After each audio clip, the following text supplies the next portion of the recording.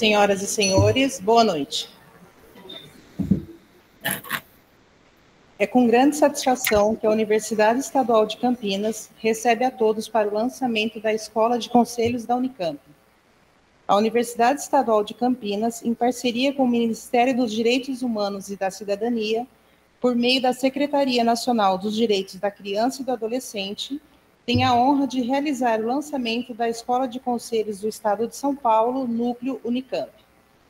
O evento marca o início das atividades formativas da Escola de Conselhos, que tem como objetivo fortalecer a concepção e a implementação da doutrina da proteção integral e dos direitos humanos de crianças e adolescentes, promovendo a articulação interinstitucional e o fortalecimento da participação social no sistema de garantia de direitos. Sejam todos bem-vindos.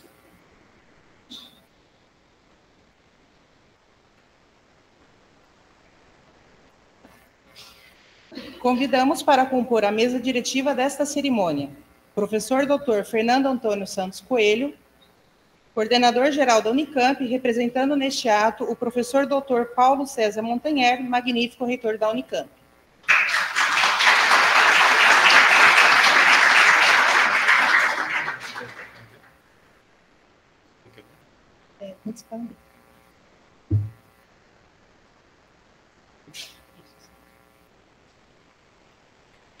Senhora Cleise Moreira e Silva, coordenadora-geral de fortalecimento do Sistema de Garantia de Direitos da Secretaria Nacional dos Direitos da Criança e do Adolescente do Ministério dos Direitos Humanos e da Cidadania, participando conosco de forma virtual.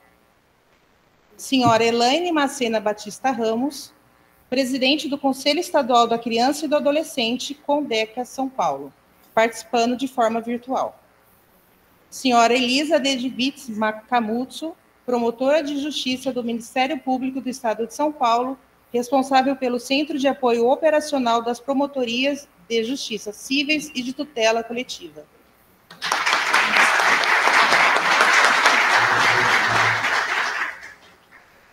Senhora Raluca Savo, coordenadora da Coordenadoria de Centros e Núcleos Interdisciplinares de Pesquisa, do CEM Unicamp.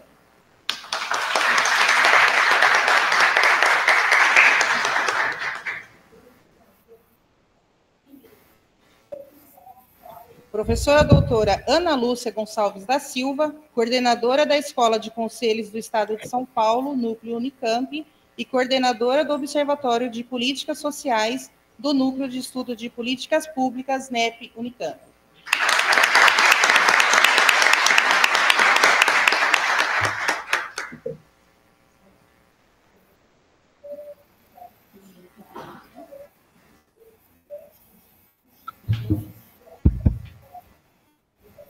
Agradecemos e registramos a presença nesta cerimônia.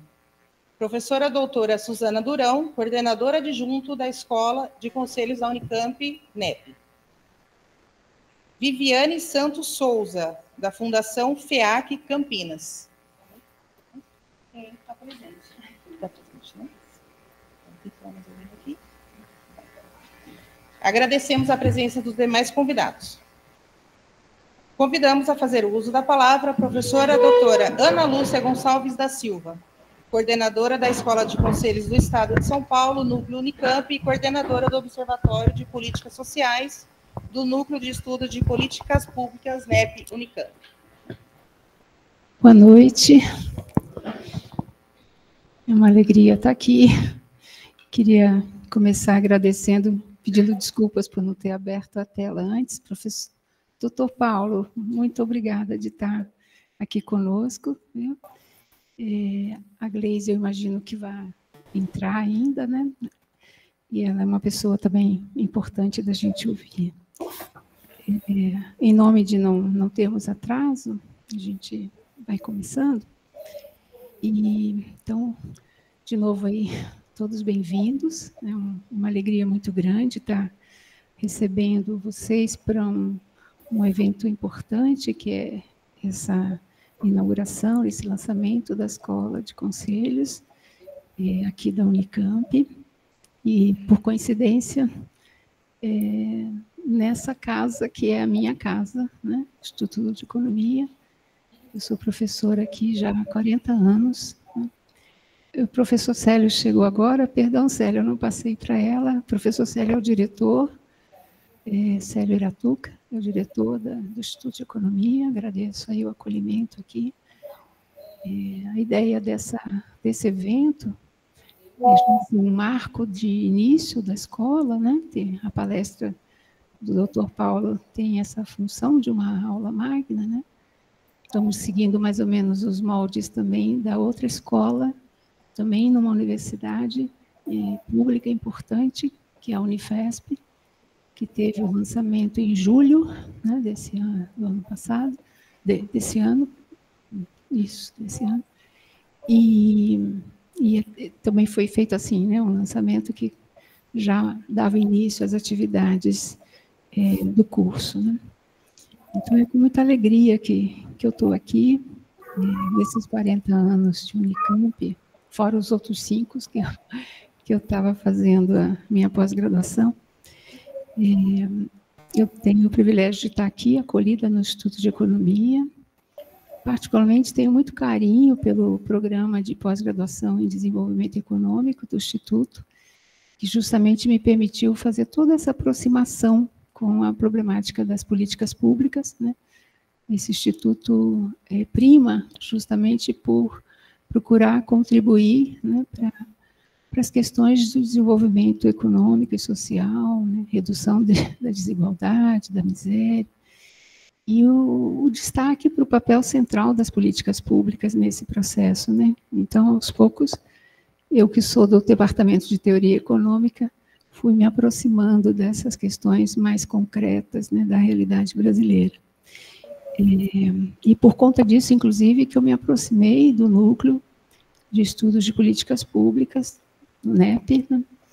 Já desde 2011, que eu venho, de alguma forma, contribuindo com o núcleo, e, enfim, também fiz parte do Conselho Superior em vários mandatos, fui coordenadora adjunta, e agora, recentemente, nesses últimos 3 anos, tive a felicidade de estar coordenando o núcleo, com um apoio muito importante do professor Proni, que foi o coordenador associado, a quem eu agradeço, né?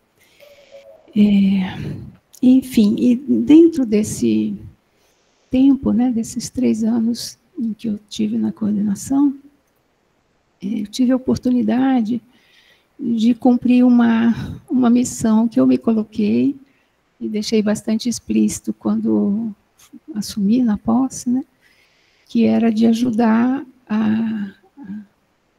de alguma forma, reunir de novo uma área muito importante dentro da história do NEP, né, para não dizer que é a principal, que é em torno do Observatório de Políticas Sociais, né? A gente chama carinhosamente de OBSocial, por uma série de circunstâncias, inclusive a morte prematura da pessoa-chave, da pesquisadora-chave, né?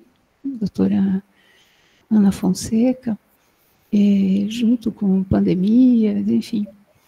Quando eu assumi, realmente, esse que é um observatório fundamental, realmente estava com atividades paradas, né? E tive a sorte de poder ajudar a trazer vários projetos importantes para essa temática das políticas sociais, né? E um deles é esse que a gente está aqui hoje formalizando a abertura. Mas queria mencionar 2 outros que eu tenho muito carinho. Um é um projeto interinstitucional com além da Unicamp, a Universidade Federal de Goiás e o IBGE, que é o uso da inteligência artificial em políticas públicas, mas principalmente voltado justamente para dar acesso às prefeituras, em vários níveis, né, o conhecimento de programas que são importantes, e a maioria são realmente programas voltados para políticas sociais, e envolve boa parte desse conjunto que a gente está também envolvendo aqui com a Escola de Conselhos. E, além desse, eu queria destacar um projeto que eu acho muito corajoso, que, aliás, é coordenado pela coordenadora, a vice-coordenadora da escola, que está aqui presente, que é a Suzana Durão, professora do IFCH. Então, ela tem várias tarefas no Observatório Social, né? Além de estar coordenando o projeto Magutá, que é um projeto corajoso mesmo. Ela vai, acho que você já foi umas 3 vezes para a Tríplice Fronteira, lá na Amazônia, ver toda essa problemática que a gente acompanha de longe, de perto não é fácil, né? E é como deve ser essas questões, né? São projetos interdisciplinares que tentam, de alguma forma, ajudar a ter um desenho institucional que seja capaz de tratar dessas questões. Às vezes a gente acha que é só uma questão de recursos, mas não é, né? Boa parte dos programas que a gente está mapeando, desenhando, e isso está sendo colocado no projeto que eu falei há pouco, da inteligência artificial aplicada a políticas públicas, que tem, inclusive, um chat que disponibiliza essas experiências, né? Boa parte delas são inovadores no sentido de que promovem uma articulação institucional que permita que aqueles problemas tão graves, né, que normalmente afetam pessoas vulneráveis, territórios vulneráveis, possam ser enfrentados. E esse que a gente está aqui, então, se dedicando, eu tenho muito orgulho de ter podido ajudar. Agradeço o convite do professor Coelho, né, na época, como pró-reitor de extensão, cultura e esporte. A Unicamp recebeu o convite em meados de 24 para criar uma escola aqui na universidade, uma universidade pública de qualidade, com esse intuito, né, de escola para conselheiros tutelares, para conselheiros municipais de direitos da criança e adolescente, enfim, para o sistema de garantia de direitos. Não foi fácil, né? Eu já estava com essa coordenação do Observatório de Políticas Sociais e conseguimos montar o projeto. Ele foi assinado, me sentia numa maratona, no dia 30 de dezembro de 2024. A professora Raluca foi contatada, você lembra disso, né, Raluca? Para assinar, para poder seguir em frente, e deu certo, né? Então, é com muito orgulho que eu estou nesse papel de coordenar essa escola de conselhos. Nosso compromisso com o Ministério não se esgota com o tempo do projeto, de 18 meses, são poucos recursos, mas, enfim, é um estímulo para a montagem, né, da escola. O compromisso da Unicamp é de dar continuidade, né, para que se garanta essa formação permanente dos conselheiros. Mas eu queria muito destacar, eu já estou me alongando, não era a intenção, mas eu queria só destacar que não se restringe a esse projeto, que vai virar permanente, não se restringe à universidade fornecer, né, um curso, né, da formação. Do meu ponto de vista, o professor Coelho sabe disso, porque a gente conversou bastante sobre isso. Na verdade, além do curso em si, a gente tem como tarefa muito relevante fazer as pesquisas junto a essa comunidade de cursistas, né, com experiências variadas, né? Então, pesquisar e sistematizar os registros desses contatos, né, dessas práticas profissionais desses conselheiros e do sistema de garantia de direitos como um todo, com o compromisso de contribuir ao final, de alguma forma, para o Ministério de Direitos Humanos, com sugestões que possam fortalecer e de fato, encarar os problemas que não são fáceis, né? E aí, nesse sentido, na minha avaliação, a universidade pública a gente não só está ajudando ao sistema, mas eu acho que a universidade tem uma oportunidade histórica, né, de dar um passo muito importante, que é, de fato, se conectar com essas demandas que são muito concretas, são do dia a dia. né? Eu acho que vejo que tem conselheiros aqui, provavelmente não passa um dia que não tenha situações muito difíceis de serem enfrentadas, e não basta a gente ter só a ideia geral, né, de qual que é a legislação e como é que se deve proceder de uma forma geral.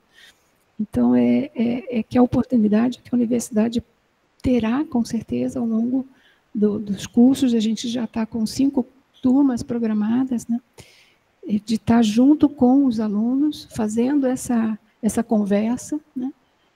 Por isso mesmo que a gente montou a escola, tendo um dia de aula online para, enfim, minimamente fazer o papel de ajudar a passar esse material, mas o mais importante para a gente e para a equipe, né, e eu consegui muitos colaboradores, muitos, né, eu não vou ficar citando nomes, porque perderia tempo aqui, precioso para ouvir os demais, mas a ideia é que a gente possa, nessas dias de oficina, estou chamando assim de oficina, ter um ouvido muito aberto, ouvir é uma prática de mão dupla, vai nos 2 sentidos, a gente pensar junto com os conselheiros e com as pessoas envolvidas no sistema de garantia de direitos, né?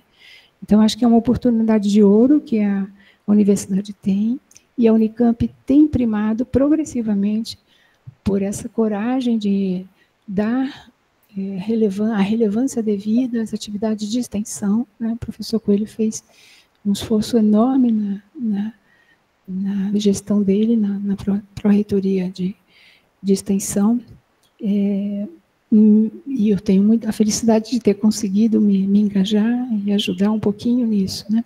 Então, na verdade, é essa possibilidade de que a gente ajude junto com quem está lá na ponta, né? Nessa reflexão que necessariamente é interdisciplinar, necessariamente tem que levar em conta as especificidades de cada território, você não vai achar 2 territórios iguais, né? Enfim, é aprender a lidar com essa realidade do dia a dia e com a pesquisa séria, como a gente faz aqui, né?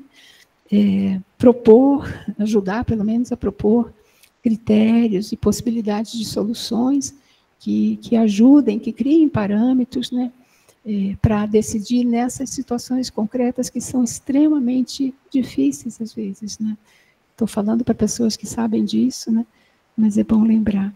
Então, no fundo, a gente está querendo ajudar a propor, né, formas, critérios de conduta que ajude a melhorar esse sistema de garantia de direito.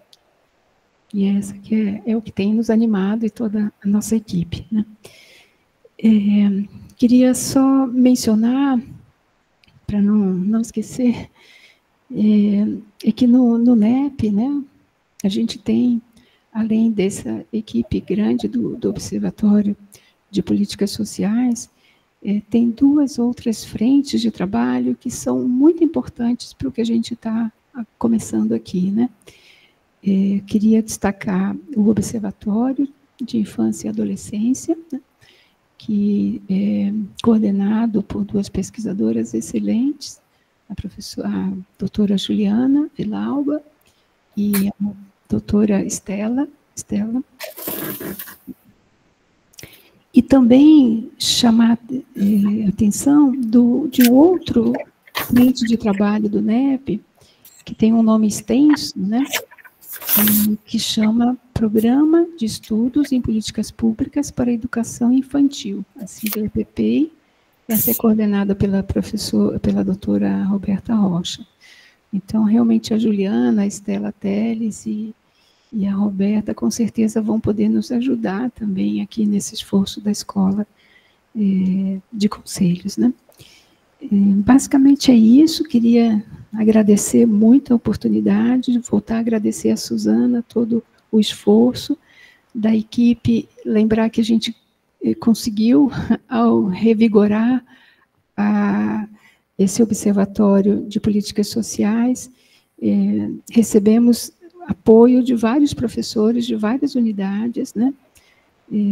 Vou citar alguns que estão bastante envolvidos nessa tarefa, que é o professor André Sica, da FCA, o professor Juliano Contento, que está aqui, do IE, a Janaína Pamplona, do IG, a Mariana Jansen, que também é aqui do IE, a Suzana Durão, que eu já mencionei, do IFCH, e vários pesquisadores que são, a gente tem uma categoria na Unicamp, né, de pesquisadores colaboradores, mas eu queria muito não deixar de falar desses colaboradores que são do Sistema de Garantia de Direitos e que nos ajudaram demais para abrir os olhos para o tamanho da tarefa, né?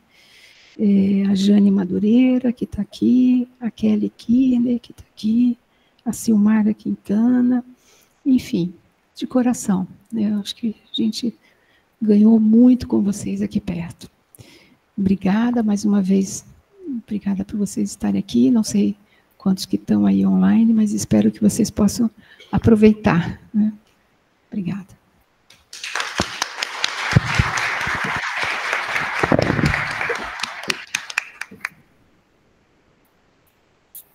Convidamos a fazer uso da palavra a senhora Raluca Savu, coordenadora da Coordenadoria de Centros e Núcleos Interdisciplinares de Pesquisa, COSEM, Unicamp. Obrigada, boa tarde, não, boa noite já a todas e todos, né? Já é noite, né, professora? É com grande satisfação que eu estou aqui presente nesse evento que é fundamental para a Unicamp e para o Sistema de Garantias de Direitos. Primeiramente, gostaria de cumprimentar o professor Fernando Coelho, coordenador-geral da Unicamp, no nome do qual eu cumprimento todos aqui presentes na mesa, convidados, pesquisadores, professores, público aqui presente, online também, mesmo numa hora tão avançada da noite, eu acredito que é muito importante estarmos aqui presentes para esse marco histórico da universidade. O lançamento da Escola de Conselhos do Estado de São Paulo, Núcleo Unicamp, representa um marco fundamental, tanto para a universidade como para a consolidação das políticas públicas voltadas à infância e adolescência em todo o Estado. Mais do que uma iniciativa institucional, trata-se de um compromisso concreto e efetivo com a formação qualificada dos profissionais que atuam na linha de frente da proteção integral. Os conselheiros tutelares e direitos desempenham papel estratégico no sistema de garantia, articulando Estado, famílias e sociedade civil. Sabemos que esses profissionais enfrentam cotidianamente situações de alta complexidade, que exigem não apenas sensibilidade e compromisso ético, mas também formação técnica consciente e atualização permanente. A criação da escola responde justamente a essa necessidade. Reconhecemos que muitos conselheiros exercem suas funções sob alta demanda, com recursos frequentemente limitados e diante de desafios multifatoriais. Por isso, oferecer um espaço de qualificação, diálogo e fortalecimento das práticas é fundamental para garantir a efetividade do sistema de proteção. Como coordenadora da COSEM, a Coordenadoria dos Centros e Núcleos Interdisciplinares de Pesquisa da Unicamp, afirmo que temos especial orgulho em apoiar e abrigar essa iniciativa. A Escola de Conselhos expressa de modo exemplar a missão que nos orienta: fomentar a interdisciplinaridade, integrar pesquisa, ensino e extensão e aproximar o conhecimento acadêmico das necessidades concretas da sociedade brasileira. Atualmente, reunimos 23 centros e núcleos dedicados à pesquisa interdisciplinar em todas as grandes áreas do conhecimento, das humanidades e ciências sociais, às ciências naturais e tecnológicas, passando pela saúde e pelas artes. Este sistema traduz a vocação da Unicamp para o trabalho colaborativo e de impacto social. Funcionamos como um elo entre a universidade e a comunidade em diversas frentes de atuação que se integram.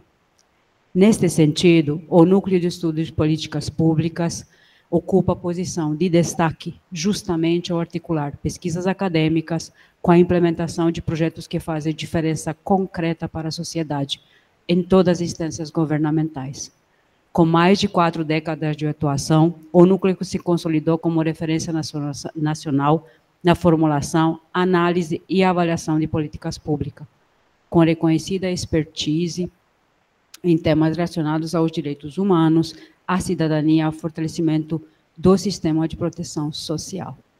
Assim, Temos plena confiança de que a Escola de Conselhos, Núcleo Unicamp, está nas melhores mãos possíveis, sob a coordenação, sob a condução do NEP e, mais especificamente, das professoras Ana Lúcia Gonçalves e Suzana Durão, aqui presentes. Que essa iniciativa fortaleça de modo permanente a rede de proteção que sustenta o futuro do nosso país. Agradeço a todos por estarem presentes e que tenham um excelente evento. Obrigada.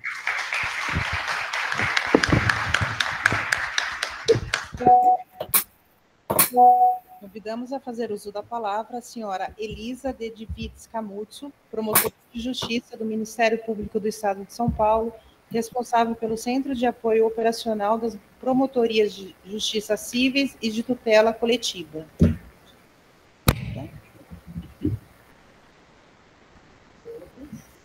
Acho que também...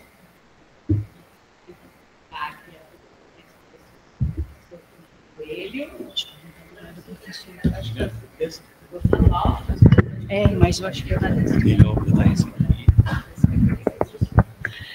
Então, tá, acho que agora todo mundo me ouve, né?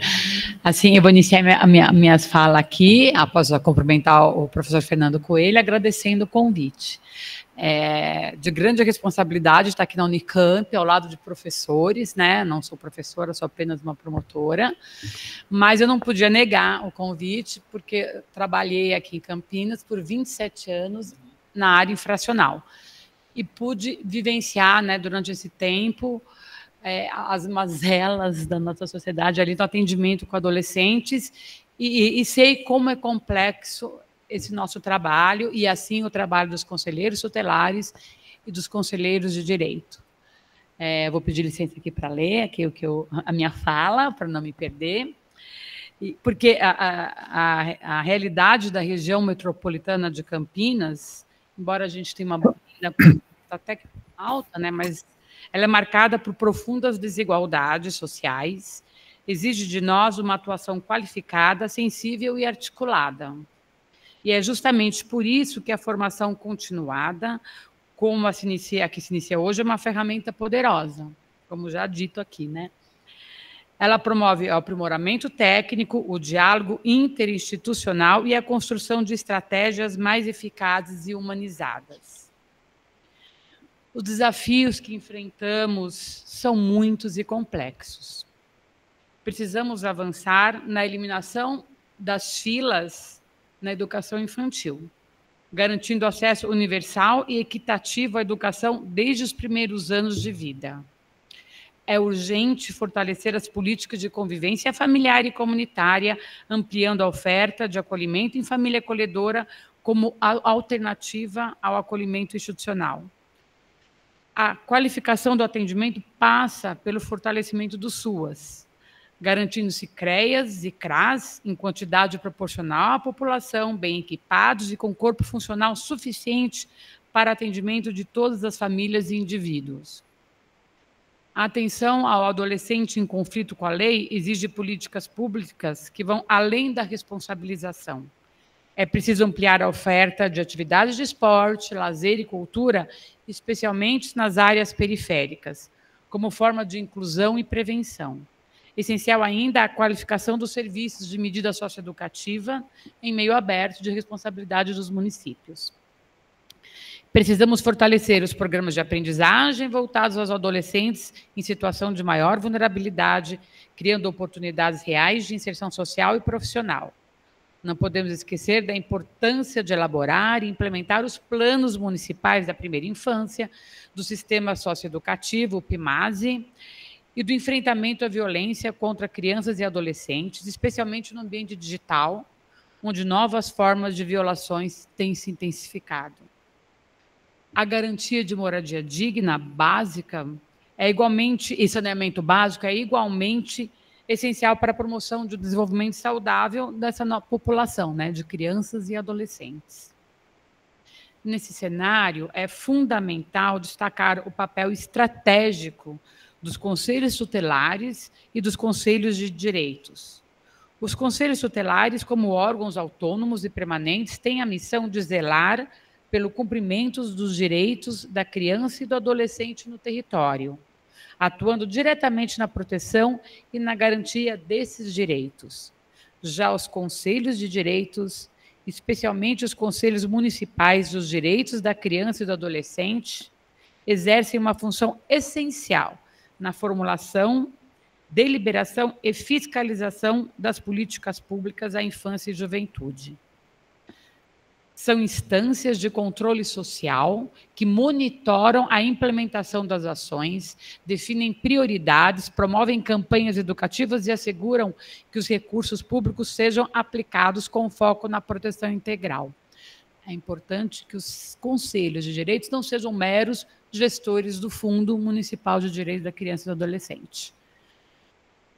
Por isso, é imprescindível que esses conselhos estejam engajados no processo de planejamento municipal, especialmente nas discussões do plano plurianual, agora em curso nesse segundo semestre nos municípios. O PPA é o instrumento que organiza as metas e os investimentos da administração pública para os próximos 4 anos. Participar ativamente desse processo é garantir que as demandas da infância e adolescência estejam contempladas nas decisões orçamentárias e nas políticas estruturantes do município. É um convite à ação que eu faço aqui aos conselhos. Que cada conselheiro e cada conselheira se reconheça como protagonista na construção de um futuro mais justo e digno para nossas crianças e adolescentes. Enfim, este curso representa muito mais do que uma simples capacitação, como já apontado aqui também, né? Ele certamente será um espaço vivo de escuta qualificada, de troca de experiências entre diferentes territórios e de reafirmação do compromisso ético e político com a infância e a adolescência. E aqui, quando a gente fala de territórios, vamos pensar que a região metropolitana ela é integrada por 20 municípios, com grandes diferenças, né? Se a gente pega Campinas e Cosmópolis, assim, Campinas tem uma rede bem estruturada de serviços e tem muito o que melhorar, outros municípios não. Então, tem muito trabalho para os conselheiros.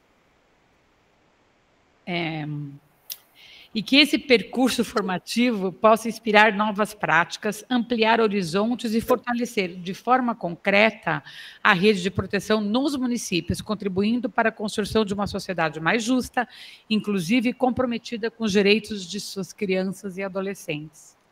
E assim, para encerrar, parabenizo a Unicamp, o NEP, o Ministério da Cidadania e dos Direitos Humanos pela iniciativa.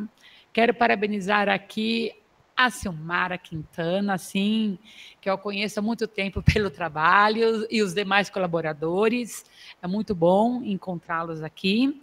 E desejo a todas e todos uma jornada rica em aprendizados e transformações, marcada pelo compromisso com a justiça, a equidade e a dignidade de cada criança e adolescente.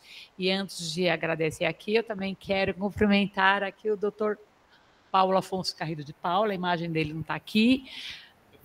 Doutor Paulo, muito bom encontrá-lo aqui, assim, uma grande responsabilidade, e ainda bem que eu falei antes do senhor. Bom, então, muito bom tê-lo aqui. Boa noite a todos, muito obrigada.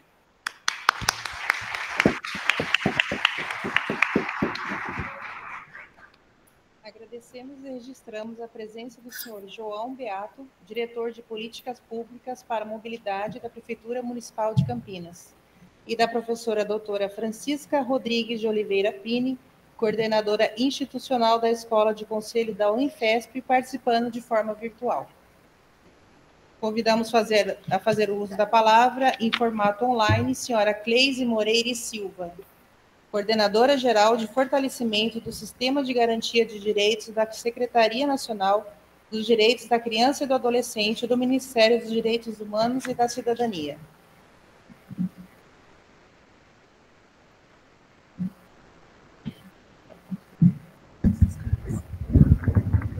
Gente, acho que ela acabou de entrar. Ô, Gleise, obrigada. Entrou no tempo certo. Muito grata. Boa noite a todas e todos. É uma grande honra estar aqui com a Universidade de Campinas. Gleise, o som está muito baixo, o pessoal não está ouvindo, por favor. Fala mais perto e mais alto, tá bom?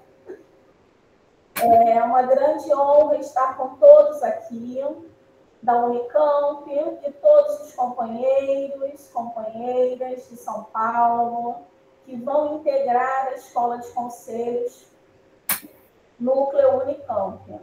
Quero dizer que hoje, neste momento, nós estamos inaugurando a 21ª Escola de Conselhos do Brasil. A Unicamp é a nossa 21ª Escola de Conselhos. Nós já temos 21 escolas de conselhos funcionando e já formalizada também com outros 3 estados que a gente pretende ainda inaugurar esse ano até o início do ano que vem. É muito importante, né, essa iniciativa, essa parceria com a Unicamp, para formar, né, conselheiros tutelares, conselheiros de direitos e profissionais do Sistema de Garantia de Direitos de 20 municípios do estado de São Paulo. A gente sabe que é pouco, mas é um pontapé inicial e, junto também com o núcleo da Unifesp, compõem a Escola de Conselhos de São Paulo, apoiada pelo seu comitê gestor, Conselho Estadual dos Direitos da Criança e do Adolescente de São Paulo, Associação de Conselheiros Tutelares e demais integrantes do Comitê Gestor da Escola de Conselhos de São Paulo. Então, para nós é uma grande honra. Estou aqui falando em nome da secretária Maria do Pilar Lacerda, da nossa querida ministra Macaé Evaristo, que estão em outros compromissos nesse momento e por isso não puderam estar aqui. A gente está na plena semana de comemoração do Dia da Criança e, ao mesmo tempo, com a Assembleia do CONAMBA. Então, por isso, não puderam estar presentes. Mas pediram para que transmitisse um abraço a todos vocês e parabenizasse pela iniciativa de São Paulo por mais uma escola de conselhos, para que a gente possa formar conselheiros tutelares e de direitos principalmente, mas também todos os profissionais do Sistema de Garantia de Direitos. E também no CIPIA, Conselho Tutelar, que já está funcionando a pleno vapor. Ontem nós fizemos uma live em comemoração ao Dia das Crianças, dando mais informações. Tem aí um acordo de adesão para todo mundo preencher e aderir, enfim. A gente já tem mais de 22 mil pessoas utilizando o CIPIA, em torno de 19, 20 mil pessoas são só conselheiros tutelares. Então, a gente está aqui nesse esforço da Secretaria Nacional, do Ministério dos Direitos Humanos, do Governo Federal, do presidente Lula, de apoiar e fortalecer o Sistema de Garantia de Direitos e todos aqueles que trabalham em prol de crianças e adolescentes nesse país, em especial em São Paulo. Então, agradeço imensamente a participação, o convite e vida longa à Escola de Conselhos Núcleo Unicamp.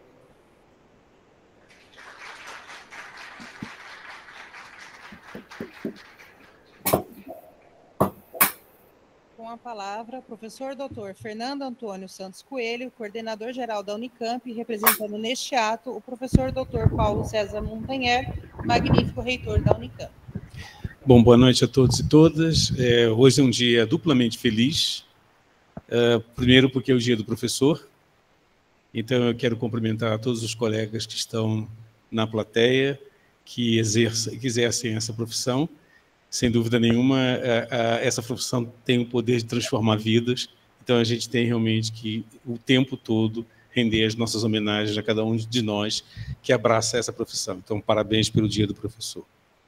E, obviamente, o segundo motivo é o fato da gente estar começando a Escola de Conselhos de São Paulo, Núcleo Unicamp. Isso, para mim, tem digamos assim, um sentimento muito especial.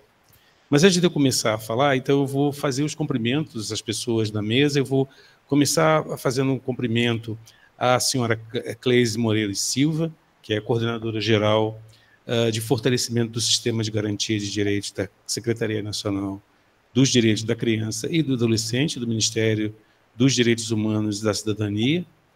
Vou cumprimentar, e é um enorme prazer de cumprimentar a doutora Elisa Canuso, promotora de Justiça do Ministério Público do Estado de São Paulo, responsável pelo Centro de Apoio Operacional das Promotorias de Justiça Civis e de Tutela Coletiva de São Paulo.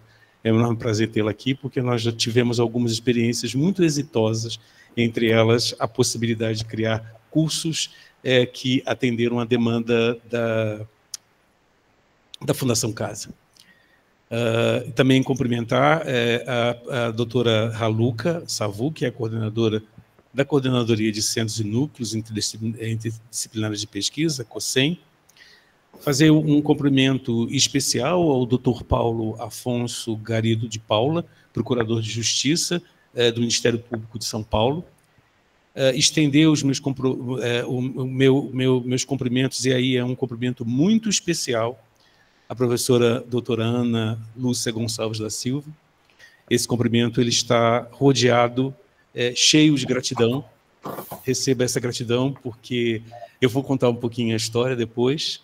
E, obviamente, estender os meus cumprimentos ao professor Célio, diretor da casa, e, obviamente, a professora Suzana Durão, que é a vice-coordenadora da Escola de Conselhos do Estado de São Paulo, Núcleo Unicamp.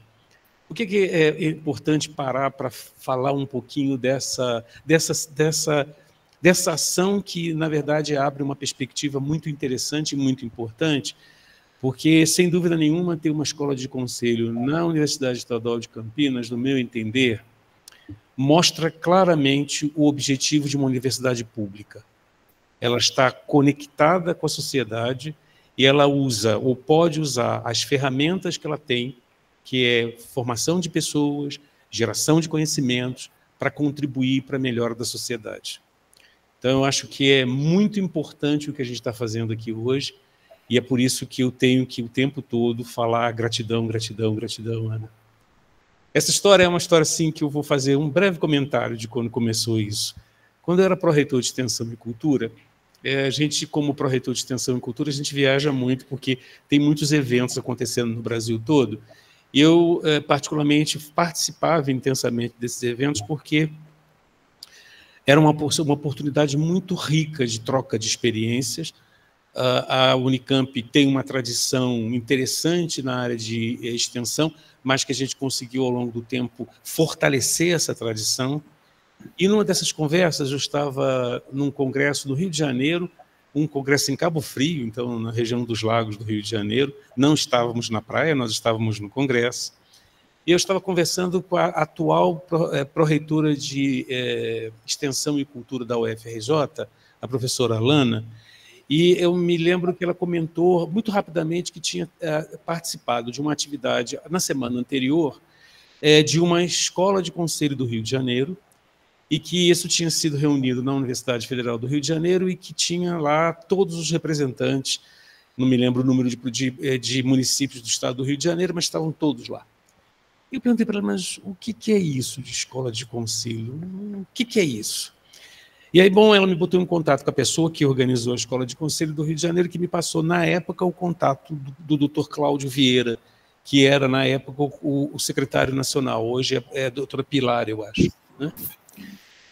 E, naquele momento, foi uma conversa muito agradável, uma conversa de bastante tempo, a gente ficou conversando, e foi uma conversa muito agradável.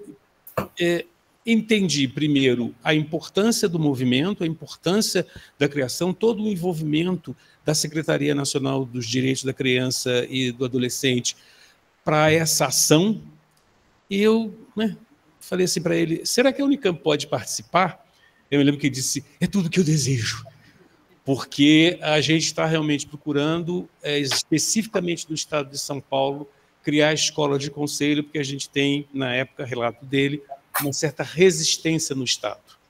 A gente já tinha alguma coisa feita com a Unifesp, e vocês entrando é uma excelente alternativa, porque pelo menos eu já tenho uma segunda escola de conselhos no estado de São Paulo, que é um estado da federação extremamente importante, mas ao mesmo tempo resistente.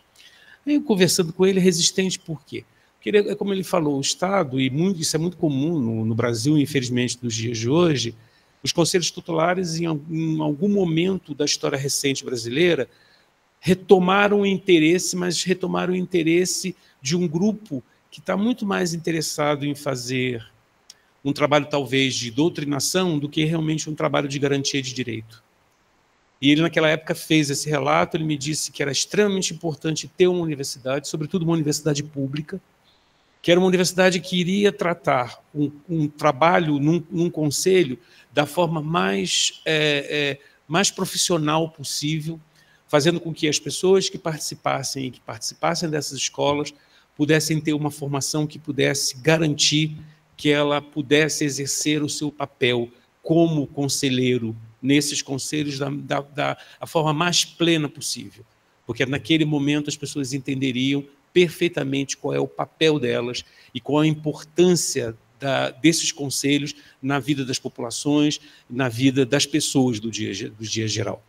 E aí eu já saí da conversa extremamente, digamos assim, contaminado, motivado, e aí eu vou procurar parceiros. Isso eu fiz muito durante o tempo que eu era pró-reitor, eu estou fazendo também agora como vice-reitor da universidade, porque faz parte de procurar os parceiros. E eu encontrei rapidamente, veio imediatamente na minha cabeça o núcleo de estudos e políticas públicas. Aí eu conversei com a Ana, e a Ana abraçou a proposta, e a proposta não foi só abraçada por ela, foi abraçada por uma porção de pessoas, e essa proposta, na verdade, está mostrando claramente, já tem 5 turmas já previstas, que ela tem uma capacidade de desdobramento que é absolutamente fantástica.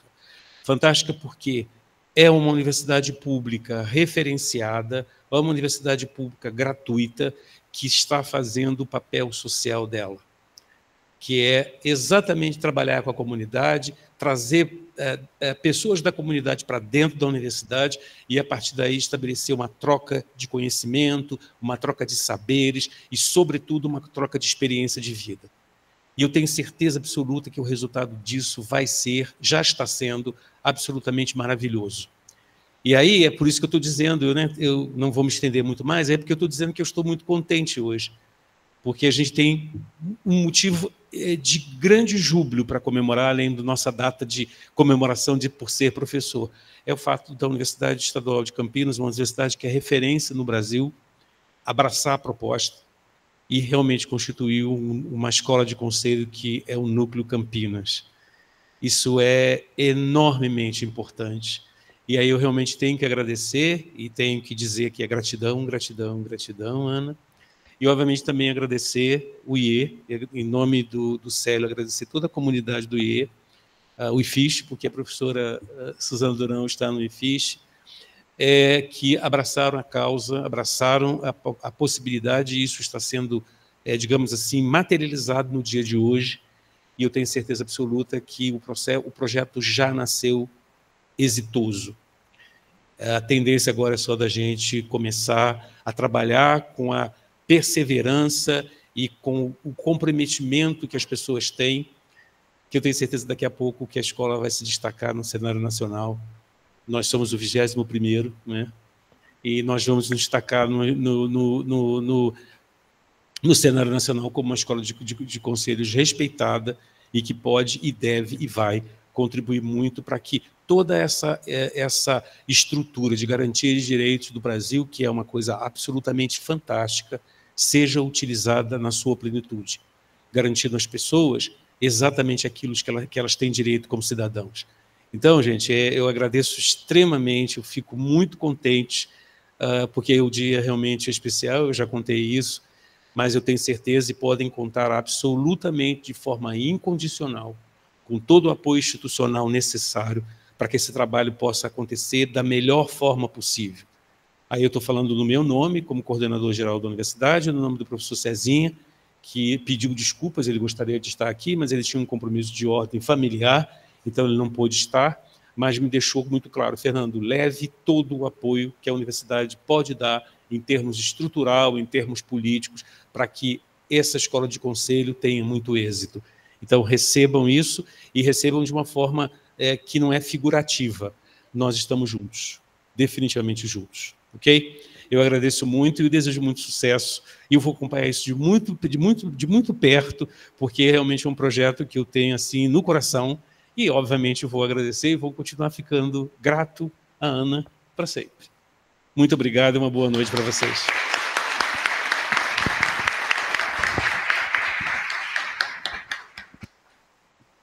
encerramos a mesa de abertura deste evento, agradecendo às autoridades que a compuseram e as convidando a ocuparem seus lugares na plateia e acompanharem a continuidade da programação.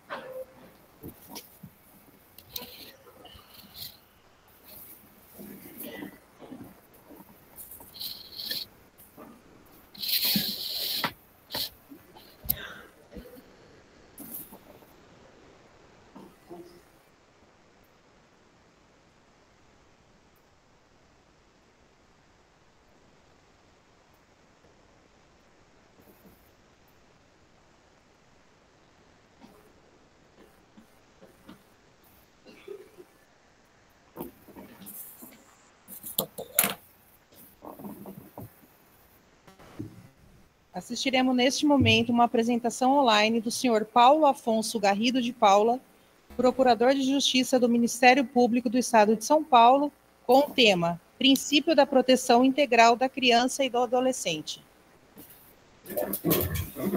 Boa noite a todas, a todos, espero que estejam me ouvindo bem. Eu gostaria inicialmente de cumprimentar o coordenador geral da Unicamp, professor Fernando Coelho, dizer que é uma honra, um privilégio, especialmente nesse dia, dia do professor, estar aqui nessa universidade e tratando desse tema, que é um tema absolutamente interessante.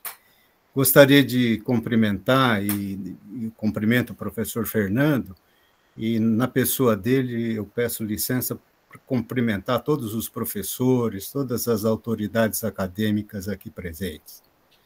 Gostaria também de cumprimentar a minha amiga, minha companheira de Ministério Público, doutora Elisa de Vites Camus, dizer que é um prazer ouvi-la, né? É um prazer estar aqui, sabendo que o Ministério Público de São Paulo tem essa interseção necessária com os conselhos, nesse trabalho diuturno, né, de defender e de promover os direitos da criança e do adolescente.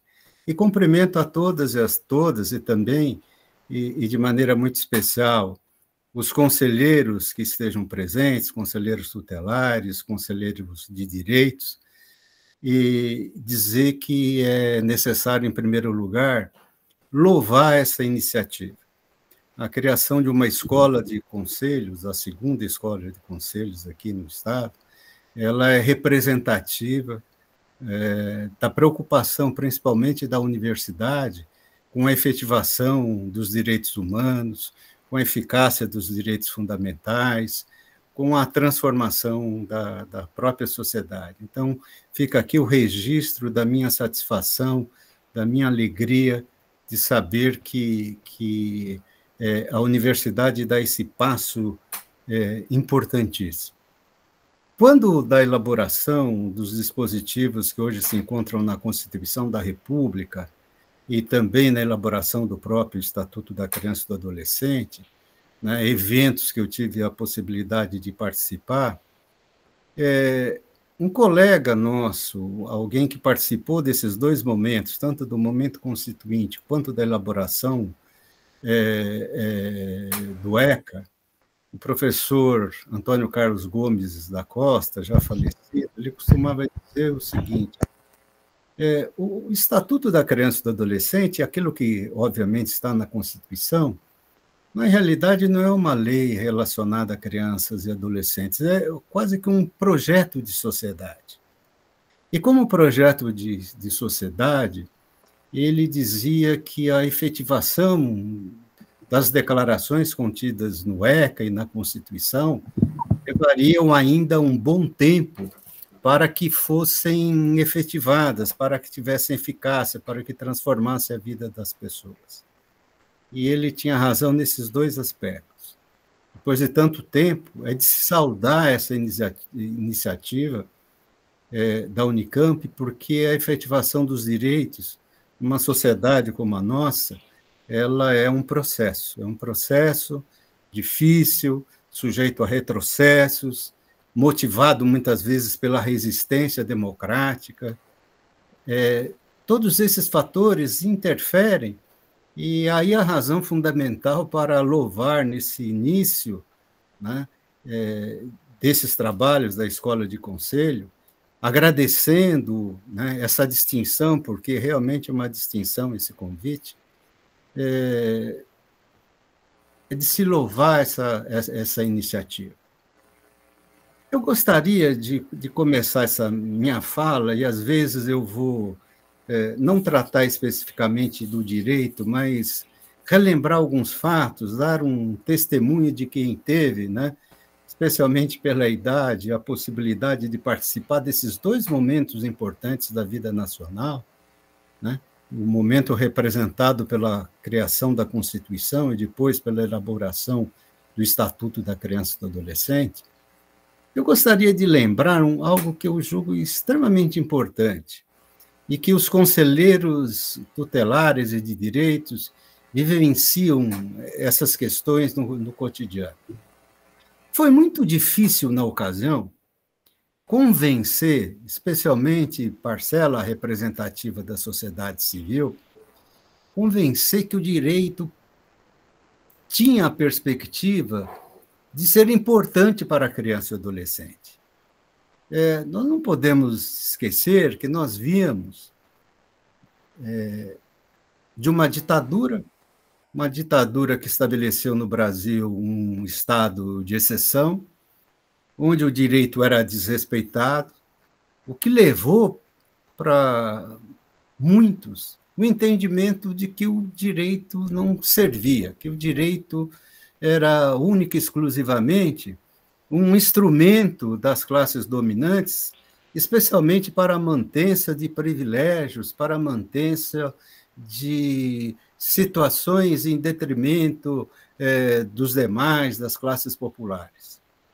Então, o primeiro trabalho, quando da elaboração do texto da Constituição relacionada à criança e ao adolescente, e depois na elaboração do ECA, foi no sentido de tentar convencer parcela significativa das classes populares que o direito podia ser importante, que ele era uma forma importante de transformação. E nós sabemos que o direito por si só, a lei, ela não transforma a realidade.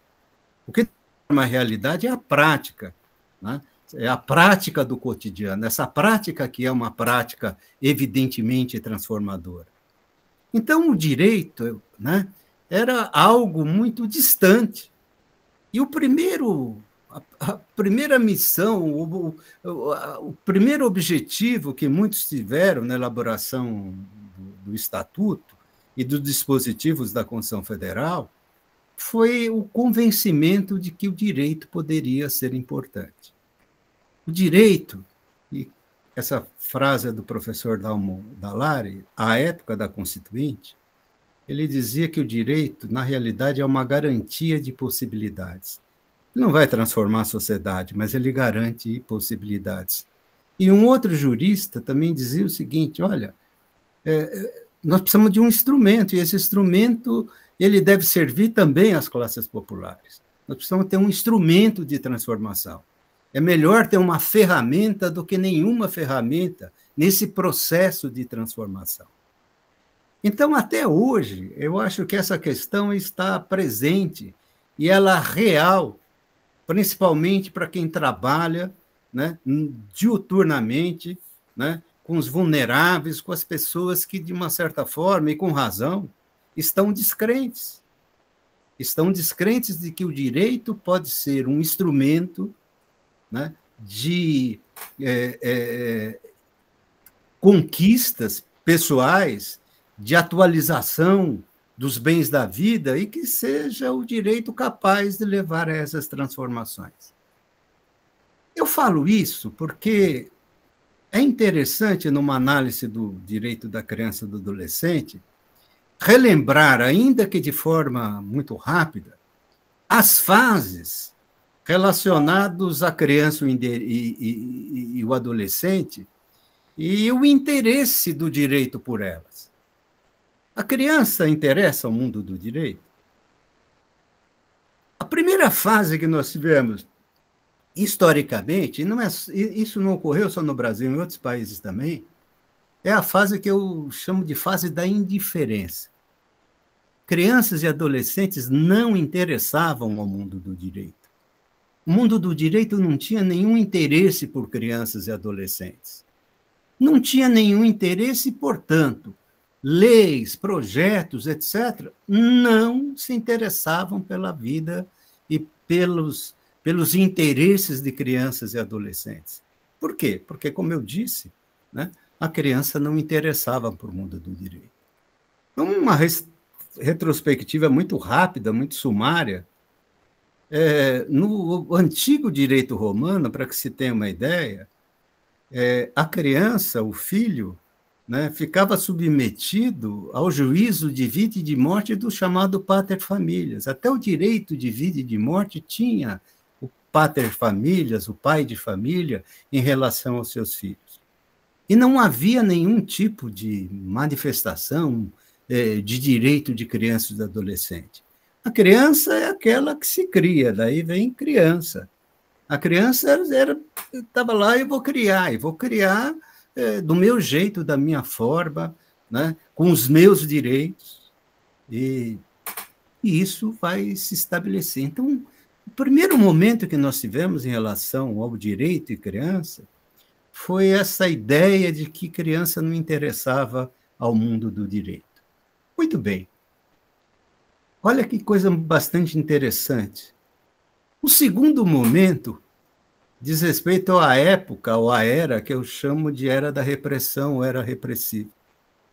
Crianças e adolescentes começaram a interessar o mundo do direito quando autores de determinados atos que colocavam, em tese, a sociedade em risco. Ou seja, as primeiras leis, isso é histórico, as primeiras leis que brotaram em relação a crianças e adolescentes são leis repressivas. São leis que diziam, olha, o que nós devemos fazer com adolescentes delinquentes? E aqui no Brasil, as primeiras leis eram relacionadas a adolescentes delinquentes.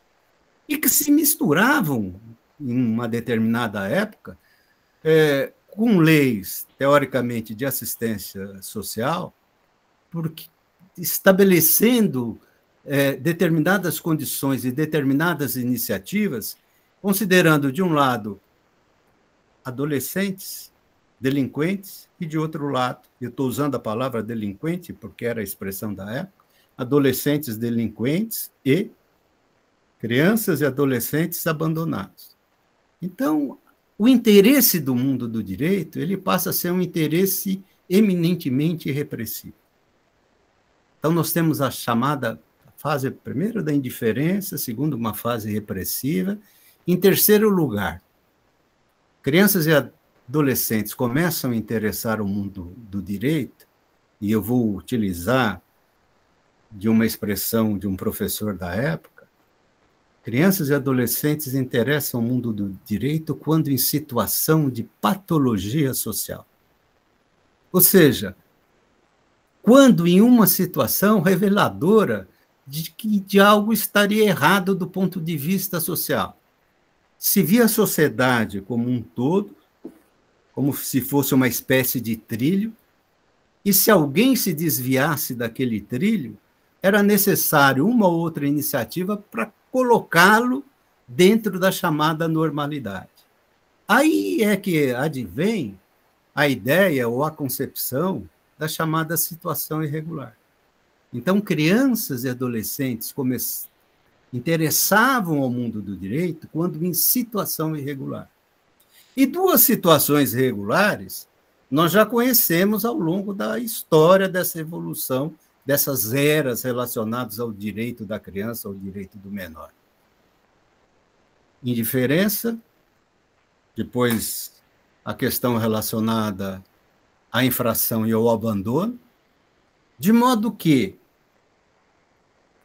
duas hipóteses principais de situação irregular era exatamente esta relacionada ao abandono e à prática de infração penal. Então, tanto que, do ponto de vista judicial, nós tínhamos um procedimento que era um procedimento bifásico, tinham duas fases. A primeira fase, O juiz verificava se a criança estava em situação irregular. E aí ele iria emitir uma sentença declaratória. Isto posto, declaro em situação irregular a criança ou adolescente fulano de tal. A partir dessa declaração, era possível a aplicação de medidas coercitivas em relação à própria criança e adolescente.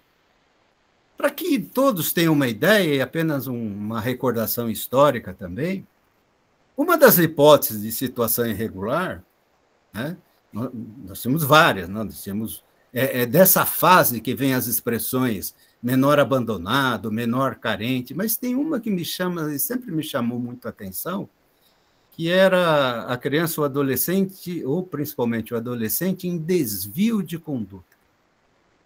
O desvio de conduta era exatamente dentro de uma lei em branco, de uma lei não, né, muito aberta, né, um tipo aberto, que dizia o que é esse desvio de conduta? Qualquer situação que o mundo adulto entendesse que não era adequada e que revelava, portanto, essa situação irregular e justificava, inclusive, a intervenção do próprio judiciário. Embora revelando que isso tem muitos anos, mas eu cheguei a trabalhar em processo quando ingressei no Ministério Público, onde ainda estou. Eu ingressei no Ministério Público em 1980, estou com 45 anos de Ministério Público, e eu cheguei a participar e verificar processos onde a situação irregular era determinada pela fuga do adolescente de casa, um menino ou uma menina que fugiam de casa, e na maior parte das vezes era com namorado. Aqui em São Paulo era muito comum ir para o litoral, pegavam um ônibus na rodoviária para Santos, Praia Grande, ou coisa que vale. Muito bem, isso demorava uns 3, 4 dias, depois isso terminava, porque principalmente terminava o dinheiro de se manter, eram processados na Justiça de Menores em razão do chamado desvio de conduta. E por que desvio de conduta? Porque um adolescente, especialmente adolescente comportado, não faria isso. E aí, se declarasse esse adolescente em desvio de conduta, abriam-se as portas para a aplicação de qualquer medida. E essas medidas chegavam até a internação. Tinha uma advertência, tinha liberdade assistida, né? E até mesmo a medida de internação em relação a esse tipo de prática. Muito bem. A quarta fase é a fase, ou que eu denomino da Era dos Direitos, que só veio com a Constituição de 1988. Crianças e adolescentes interessam ao mundo do direito porquanto sujeitos de direito. Criança e adolescente não é um mero objeto da intervenção do mundo adulto. Criança e adolescente têm interesses que são chamados, no nosso jargão jurídico, de interesses subordinantes. Interesses subordinantes porque subordinam família, sociedade, Estado. Essa era do direito, ela é só inaugurada com a Constituição de 1988. O então Código de Menores, para que todos tenham uma ideia, embora fosse chamado de Código de Menores, e aí hoje a gente, né, principalmente aluno do curso de graduação, fala, um Código de Menores tratava dos direitos dos menores. Não, lê do engano. O Código de Menores tinha 2 direitos declarados. Primeiro, o direito à assistência religiosa do internado. Tinha lá um dispositivo que falava direito do internado ter assistência religiosa. E o segundo direito era de quando ele estivesse sendo processado pela prática de uma infração, de um crime ou contravenção penal, no correlato com os adultos, a família tinha o direito, se quisesse, de contratar um advogado. Como, em regra, os vulneráveis, até hoje continuam, eram aqueles que eram submetidos à justiça na área infracional, ninguém contratava um advogado e passava o processo sem advogado. Então, esse Código de Menores, ele não tinha direito declarado. Muito bem. Essa era dos direitos, como eu já disse, ela se desenvolve, ela nasce com a Constituição de 1988. Principalmente, ou melhor, eu diria, de maneira básica, com o advento do artigo 227 da Constituição Federal, que proclama de maneira absolutamente clara que é dever da família, da sociedade e do Estado assegurar à criança ou adolescente, hoje, inclusive, incluir o jovem, nós vamos voltar à redação original, é dever da família, sociedade e o Estado assegurar à criança ou adolescente o direito à vida, à saúde, à liberdade e uma série de outros direitos, a educação, a saúde, etc. Então, somente em 1988, que do ponto de vista histórico é muito perto da nossa vida de hoje, somente em 1988 é que vem a Constituição brasileira e diz que criança tem direitos. E criança tem direitos que podem ser exercitados frente à família, frente à sociedade e frente ao Estado. E não pensem que se trata de que isso é muito fácil, agora indo sobre o prisma cultural. Dizer que a criança tem direitos, esses direitos podem ser exercitados contra o Estado, de uma certa forma, é algo de compreensão mais fácil. Por exemplo, faltam escola, faltam os hospitais, né? A criança tem direito a uma UTI neonatal, se for o caso. A criança tem direito à creche, à pré-escola, ao ensino nas séries obrigatórias. Nós vimos aqui na abertura do evento a referência ainda, né, à creche e à pré-escola, que era necessário acabar com essas filas que ainda nós temos em relação a isso. São ações promovidas contra o Estado, ou em face do Estado, para que o Estado, que tem um interesse subordinado, de garantir o quê? De garantir a educação, a saúde, etc. Agora, dizer que criança e adolescente tem direitos, esses direitos podem ser exercitados contra a sociedade, já é algo mais fluido, já é algo mais difuso em relação, né? Porque a sociedade, nós podemos reduzir o conceito de sociedade, independente do corpo social, enfim, de outros conceitos, mas sobre o prisma jurídico, como a soma das pessoas naturais e pessoas jurídicas. Pessoas físicas, pessoas naturais, portanto, e pessoas jurídicas têm obrigações em face de crianças e adolescentes. Apenas um exemplo singelo e antigo. Mas na área do direito do consumidor, as crianças têm o direito de que um mordedor, por exemplo, que são aquelas coisas lá que muitas vezes se dão para os bebês, né, porque o dente que está nascendo está, de uma certa forma, levando a uma certa dor. Obviamente, um mordedor não pode ser feito de material tóxico, porque é claro que a criança vai colocar na boca, ou outro tipo de brinquedo. Então, é um dever social, é um dever de todas as pessoas, de todos os industriais que produzem esse tipo de... Muito bem. Então, agora, quando nós chegamos na família, a questão fica mais complicada ainda.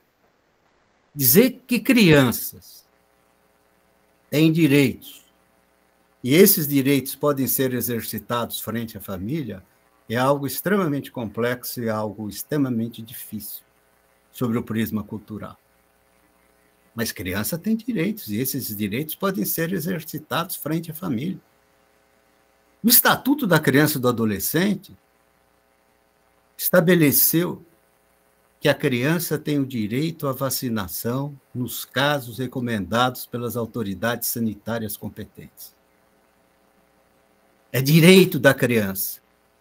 Embora seja um direito condicionado à determinação de origem médica e de caráter geral, que é a autoridade sanitária.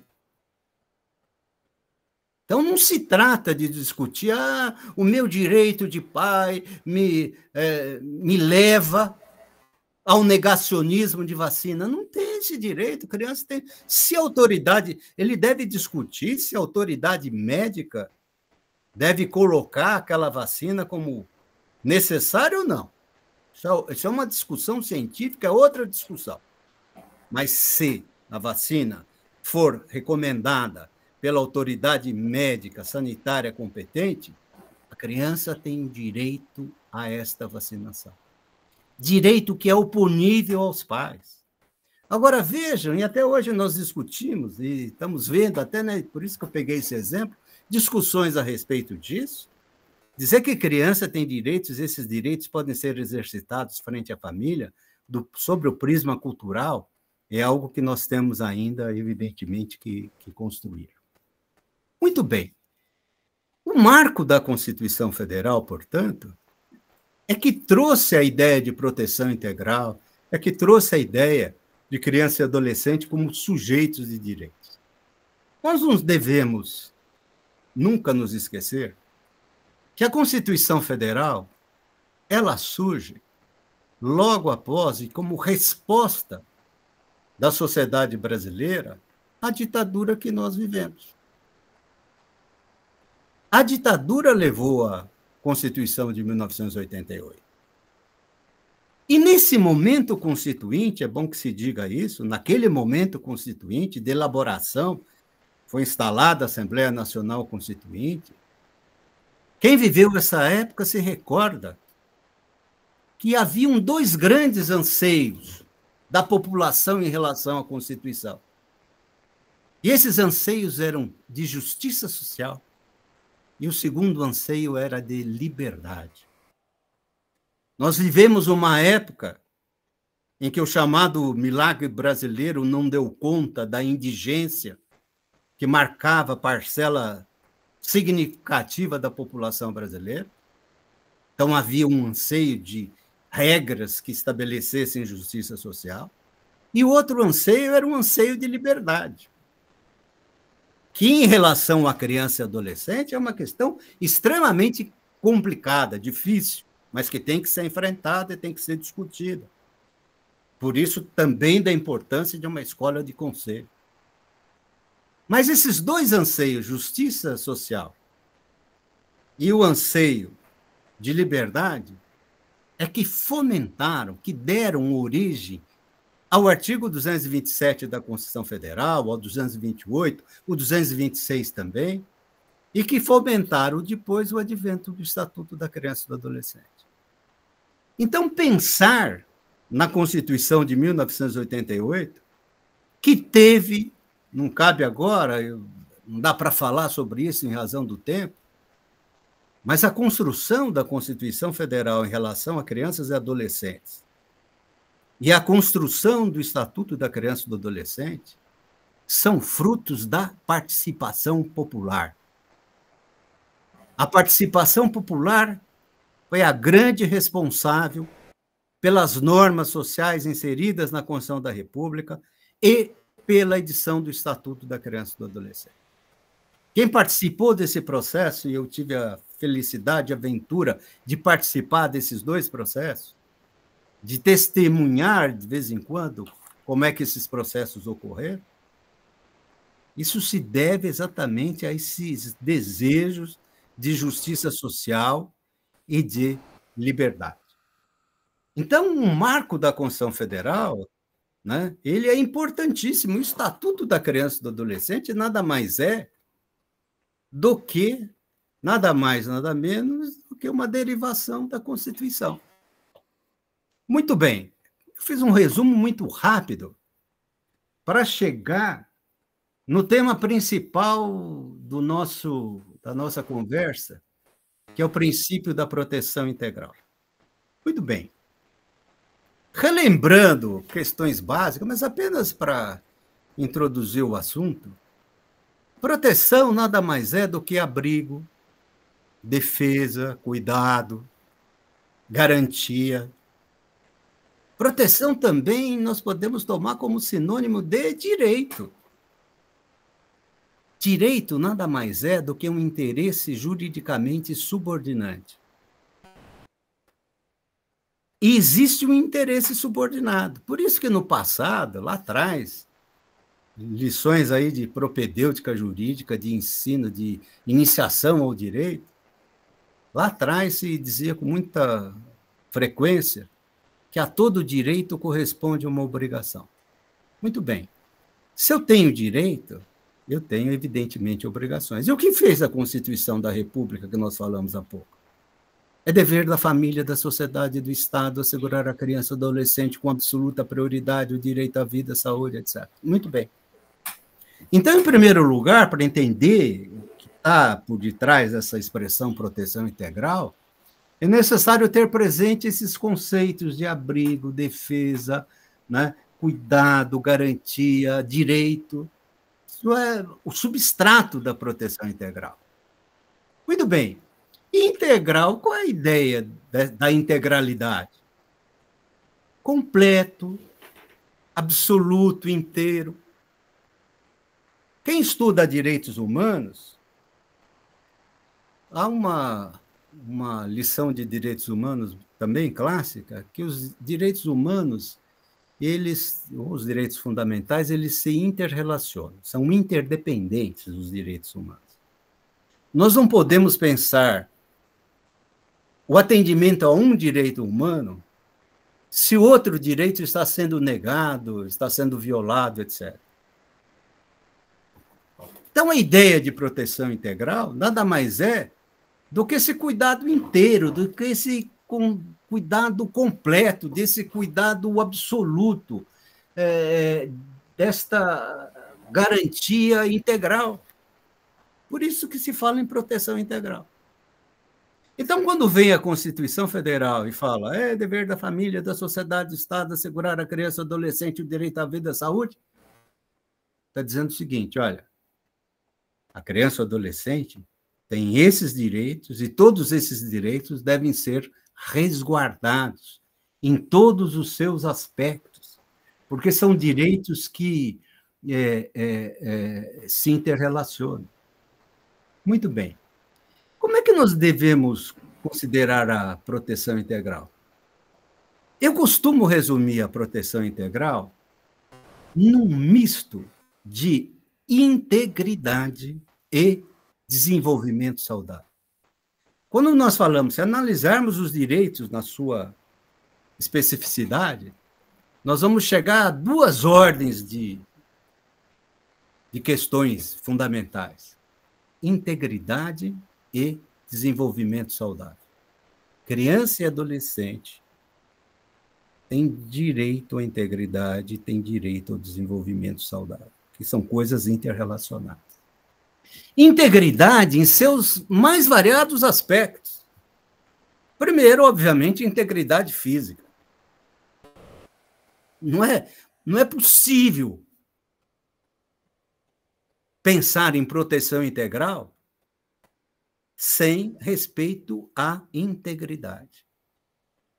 E não pensam que culturalmente seja uma questão fácil, também não é fácil. Basta verificar que culturalmente ainda muitos aceitam a ideia de palmada pedagógica. Muitos aceitam a ideia de que é possível educar através da dor, do desconforto, da violência. Muitos ainda acreditam.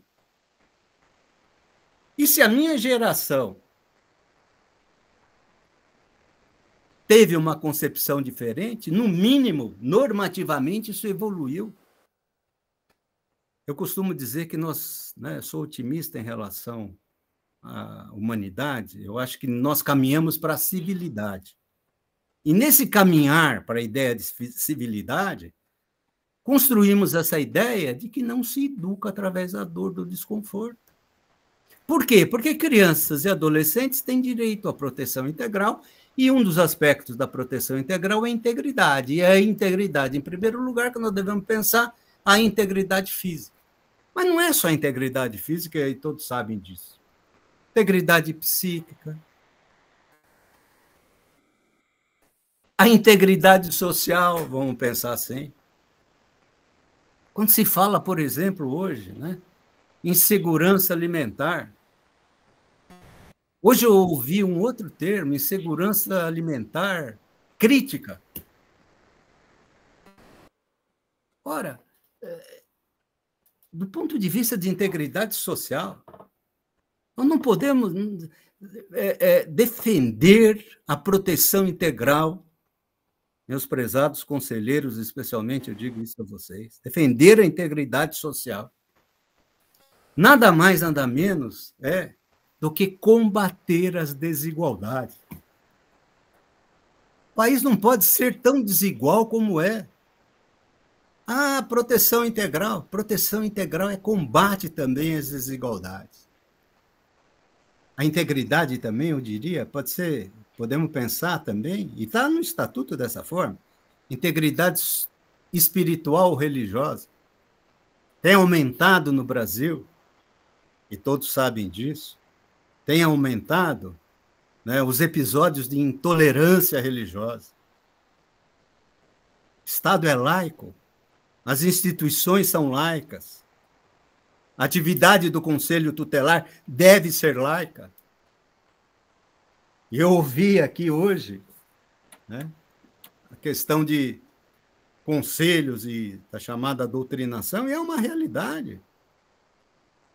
Embora eu digo a vocês, conselheiros e conselheiras de direitos e tutelares, ainda assim, com todos esses problemas, essa participação popular é imprescindível ao avanço social. Nós devemos combater essas distorções, mas não combater através do menoscabo aos conselhos, seja os de direito, seja os conselhos tutelares. Muito bem. Então, proteção integral, integridade, e eu falei, desenvolvimento saudável. O desenvolvimento saudável. Não é possível que alguém não possa atualizar suas potencialidades. Neurociência, existem várias teorias, ou pelo menos duas que eu conheço, mas a teoria mais aceita na neurociência é que todo mundo, tirante patologias, mas todos nós nascemos em condições igualitárias. Todos nós nascemos em condições igualitárias. O que vai determinar situações são as oportunidades que cada um vai ter ao longo da vida. Desde a primeira infância, basta ver as questões relacionadas à primeira infância e que estão ligadas a esse desenvolvimento saudável. E aqui eu chamo só atenção para uma coisa da primeira infância, a questão da estimulação de bebês, por exemplo. É importante, mas é importantíssimo. Agora, voltando para a questão da desigualdade, a mãe que, principalmente a mulher que é mãe solo, porque foi o pai da criança, abandonou, fugiu, saiu, enfim, não está presente. Como é que essa mãe solo estimula um bebê? Se ela não tem tempo nem para cuidar das coisas essenciais da vida. Em alguns países, eu cheguei a ver, nós temos uma estratégia de visitas domiciliares na primeira infância com o objetivo exatamente de garantir essa estimulação. Mas aqui como é que nós tem que garantir, em primeiro lugar, renda, tem que garantir emprego, tem que garantir creche, como disse a minha colega promotora de justiça. de sorte que garanta esses ambientes onde as desigualdades comecem a ser diminuídas. Então, o desenvolvimento saudável, em condições adequadas, ele é outro elemento integrante da chamada proteção integral. Muito bem. Tudo isso, nesse resumo que eu estou fazendo aqui em relação a esses aspectos importantes do direito da criança, nos levam a um ponto que eu não podia deixar de falar, principalmente depois dessa distinção de estar iniciando mais ou menos esse curso sobre os conselhos. Como é que surgem? Como surgem esses conselhos? O Conselho de Direitos e os Conselhos Tutelares. Muito bem. A Constituição de 1988, ela inseriu uma forma diferente de democracia. Além da democracia, por todos nós conhecidas e antiga, que estava presente em várias constituições anteriores à de 88, que era a democracia representativa, a Constituição de 88 incluiu a chamada democracia participativa. Ou seja, o cidadão não esgota a sua cidadania, eu diria hoje, para contentar alguns, o seu patriotismo, somente votando. A democracia participativa representa, ou deve representar, a possibilidade real de participação do cidadão no cotidiano da administração dos negócios públicos. Essa é a ideia de democracia participativa. A população deve participar também. Muito bem, e qual foi o desafio que nós tivemos na elaboração do ECA? Bom, nós temos a ideia de democracia participativa, está aí na Constituição. E como é que o cidadão pode participar disso? Muito bem, aí surgem os conselhos de direitos e os conselhos tutelares. O primeiro órgão da política, e essa foi a ideia do Estatuto, e o segundo órgão de atendimento. Quem define políticas públicas, ou tem essa obrigação primária, é o Conselho de Direitos. Já o Conselho Tutelar é um órgão de atendimento. E foi assim que o Estatuto fez, sob pena até de superfetação de funções. 2 conselhos foram criados, ainda que os 2 sob o influxo da chamada democracia participativa. O cidadão vai participar em condições de igualdade, por isso que se fala em paridade, com o poder público, da definição de políticas e ações em todos os níveis, que está no artigo 204 da Constituição Federal. E o cidadão vai participar também como órgão de atendimento.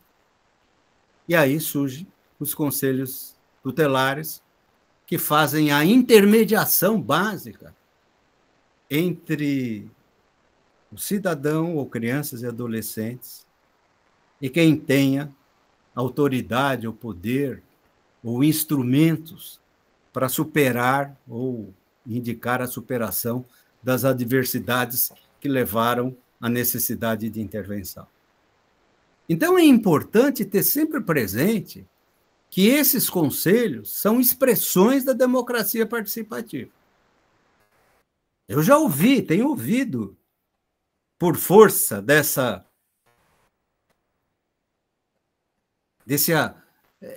forma, se assenhorar, né, dos conselhos, partidos políticos, seitas religiosas. Muito bem. Que não é lugar para isso, já disse e reitero, que é atividade estatal, seja ela através da democracia participativa, tem que ser uma atividade laica. é desvio de finalidade, e até hoje eu trabalho como procurador de justiça no tribunal, com casos relacionados a conselhos tutelares e a conselho de direitos, inclusive ações de destituição de conselhos tutelares. Isso é desvio de finalidade. Finalidade de um conselho tutelar, como eu disse, é de órgão de encaminhamento, não é órgão de doutrinação. Desvio claro de finalidade. Muito bem. Esses conselhos foram criados dentro dessa ideia, e essa ideia deve prevalecer, porque a defesa da democracia ela vai aos trancos e barrancos. Isso é um processo de amadurecimento social. Aí, mais uma vez, a importância de uma escola de conselhos. Trago somente um dado interessante. Na redação originária do Estatuto, o Estatuto somente estabelece requisitos mínimos para o ingresso nos conselhos tutelares. Por quê? Porque quis aproximar a população do atendimento por alguém da população. Por isso que vem os conselhos tutelares. Dentro dessa ideia de atendimento. Aí alguns municípios começaram, não, vamos exigir nível universitário, vamos exigir experiência na área da infância e juventude durante 10 anos, e não sei o quê. A ideia original dos conselhos não é essa. Não que não seja importante formação, e daí, mais uma vez, eu chamo a atenção e parabenizo pela criação dessa escola de conselho. Evidentemente, tem que aprender, tem que discutir, muitas vezes reciclar. Então, isto é absolutamente importante. Então, os conselhos de direito e os conselhos tutelares, eles são expressões da chamada democracia participativa.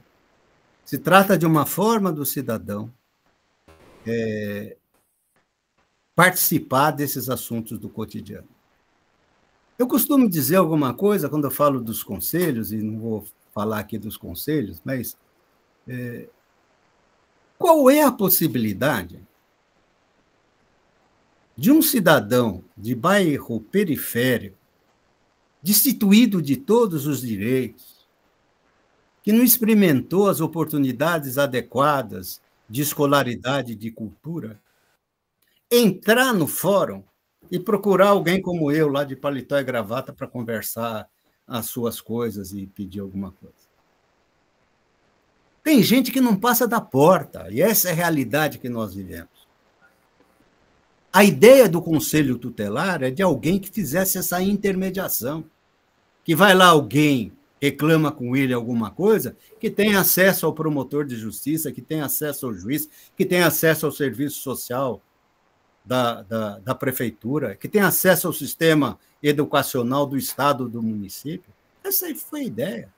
Por isso que as funções dele estão ali elencadas, especialmente no artigo 136. Muito bem. Eu gostaria, terminando aqui a minha fala, de trazer uma reflexão, ainda que breve, a respeito da chamada intersetorialidade. Nós precisamos pensar proteção integral dentro desse conceito. Por que dentro desse conceito? Porque esse conceito traz na sua essência a possibilidade ou a exortação, a integração de ações, a integração e coordenação de políticas entre os diferentes setores: saúde, educação, assistência social, segurança, de modo que nós tenhamos a possibilidade, pelo menos, de tentar resolver os problemas sociais complexos, né, de forma mais conjunta, de forma mais abrangente, né, mas, acima de tudo, de maneira mais eficaz. Por que de maneira mais eficaz? A eficácia nada mais é do que a aptidão para a produção de resultados. Nós dizemos que uma coisa é eficaz quando ela produz os resultados que dela, evidentemente, se espera. Muito bem. Quando todos trabalham em conjunto, a possibilidade de eficácia das nossas ações, a possibilidade de, na área infracional, de reversão do potencial infracional que foi demonstrado pela infração, a reversão ou tentativa de reversão da situação de degradação pessoal que vive crianças e adolescentes por força de condições sociais, obviamente ela é bem maior. Por isso que o estatuto, né, o trabalho em rede, que hoje nós temos em várias situações do Instituto, do ECA, na lei do SINASE, etc., essa atuação em rede é uma atuação necessária, abrangente, para que nós possamos, com a soma de saberes, expertises, visões diferentes, encontrar as melhores soluções. Em segundo lugar, eu gostaria de chamar a atenção, dentro dessa escola de conselhos, para a chamada formação continuada. Sem esse processo de aperfeiçoamento, sem esse processo de atualização de conhecimentos, sem o desenvolvimento de habilidades ou de novas habilidades, em toda e qualquer, isso é importante para qualquer carreira profissional, nós vamos ter um maior desenvolvimento do trabalho e nós vamos ter um desenvolvimento pessoal de todos os atores muito maior. Eu acho que... eu estou convicto que a formação continuada dentro dessa visão de intersetorialidade, eu acho que são marcantes, ou devem ser marcantes, na escola de conselhos. As pessoas aprendam, né, a trabalhar em rede, que aprendam a trabalhar com diferentes setores, e de modo que possam ter maior eficácia. E maior eficácia representa nada mais, nada menos do que a possibilidade de superação das adversidades e levaram crianças e adolescentes a essa situação de intervenção. Essa luta nas políticas públicas, nas políticas sociais, pela emancipação das classes populares, ela é permanente e é absolutamente necessária, principalmente num país como o nosso. Por fim, terminando a minha fala e agradecendo mais uma vez a distinção do convite, eu chamo a atenção de todos, nesse momento que nós vivemos, difícil ainda para a sociedade brasileira, de que nós estamos vivendo um outro momento de resistência democrática. Esse é um tempo, infelizmente, de resistência democrática. Porque, não raras vezes hoje, nós estamos correndo atrás do evitar de retrocesso, considerando as inúmeras tentativas e um passo para trás que nós estamos verificando hoje na sociedade brasileira, especialmente no nosso parlamento. A Constituição Federal, que é uma Constituição elaborada em 88, com uma Constituição cidadã, de direitos, etc., já foi reformada inúmeras vezes. E se nós pegarmos todas as emendas constitucionais, fizermos um estudo científico, em qualquer área, seja na área do direito, na área dos valores que cada norma está defendendo, nós vamos verificar que todas as modificações na Constituição foram modificações que levaram a retrocessos sociais. E essas iniciativas estão presentes no nosso cotidiano. Então, nós vivemos essa época de resistência democrática, mais uma vez. Outro dia, eu tive a felicidade, como aluno, de participar. Como aluno, encostei ali numa pilastra, na Faculdade de Direito, lá do Largo São Francisco, e vi e aplaudi a chamada Carta aos Brasileiros. Era o início do processo de redemocratização do país. Tive que voltar na faculdade recentemente para uma segunda Carta aos Brasileiros. E voltei outra vez para um outro evento, na tentativa de evitar retrocessos. Ou seja, praticamente 3, podemos chamar assim, de cartas aos brasileiros. Quer dizer, e eu fazia reflexão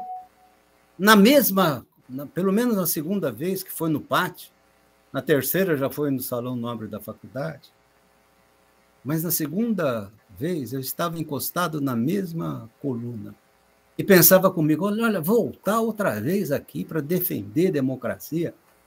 E aí veio a consciência e disse, tem que voltar outra vez para defender a democracia, porque está sob ameaça. E democracia sob ameaça significa, de maneira quase que completa, significa corte de direitos. E corte de direitos de quem? Dos mais vulneráveis.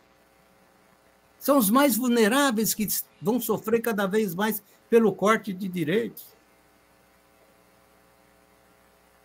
Basta ver toda essa discussão sobre os mais ricos, sobre distribuição de renda, sobre igualdade.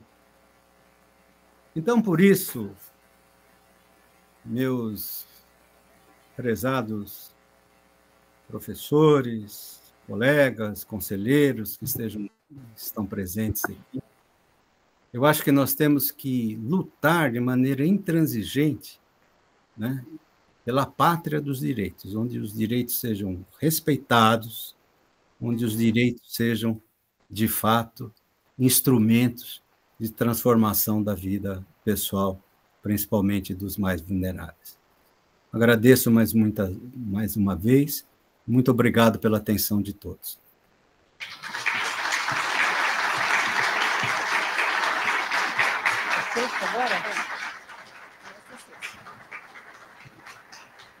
Dia 17, né?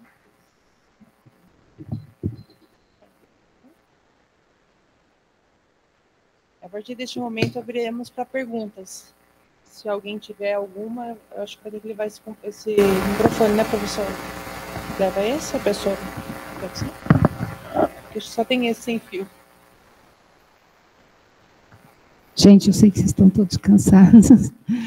Eu só estou abrindo porque eu acho que é respeito a vocês, depois de ouvir uma palestra tão linda, né? Então, fique à vontade. Eu acho que a maioria dos que estão aqui são alunos da turma. Tem alunos aqui? Então, não esqueça que sexta-feira temos aula para valer, tá bom? Mas alguma pergunta que vocês queiram, algum comentário que vocês queiram? Quero agradecer desde já para o doutor Paulo, foi maravilhoso, aprendi muito, né? Suzana, quer fazer uma pergunta? Lindo, né? Fique à vontade, se alguém quiser fazer algum comentário. Agradeço vocês terem ficado aqui até o final. Doutor Paulo, vou passar para a doutora Elisa. Doutor Paulo, assim, eu não tenho nenhuma pergunta, apenas acho que manifestar o sentimento de todos, a gratidão por ouvi-lo, pela sua sabedoria, poder ter esse momento de compartilhamento. Muito obrigada, tá? Por ter aceitado o convite aqui da Unicamp. Parabéns. Espero que você continue muito aí no MP ainda com a gente.